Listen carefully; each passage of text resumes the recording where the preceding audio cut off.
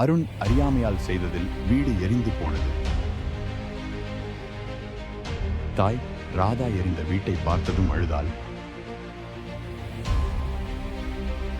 அருணை பார்த்து, பரவாயில்லை, உனக்கு எதுவும் ஆகவில்லை என்று நலம் விசாரித்தார்.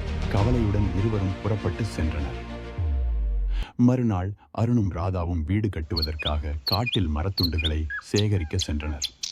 அவ்வாறே சேகரித்த மரத்துண்டுகளை கொஞ்சம் கொஞ்சமாக எடுத்து செல்லுமாறு தாய் ராதா அருணிடம் கூறினார்.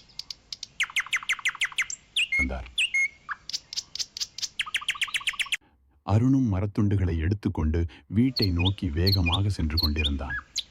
சிறிது தூரம் சென்றதும் மரத்துண்டுகளின் எடை தாங்க முடியாமல் அங்கும் இங்கும் தடுமாறினபடியே சென்றான். திடீரென அருணுக்கு ஒரு யோசனை வந்தது. மரத்துண்டுகள் அதிகமாக உள்ளதே, அனைத்தையும் எப்படி சுமந்து செல்வது என்று அருகில் இருந்த நதியை நோக்கி நடந்தான்.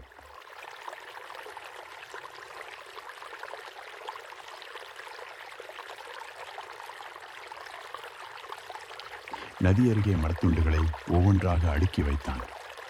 இந்த நதி நம்முடைய வீட்டின் அருகில் தானே செல்கின்றது. மரத்துண்டுகளை இந்த நதியில் போட்டால் வீடு சென்று சேர்ந்துவிடும். அங்கிருந்து எடுத்துக்கொள்ளலாம் என்று அனைத்து மரத்துண்டுகளையும் நதியில் தூக்கி அருண் வீசினார்.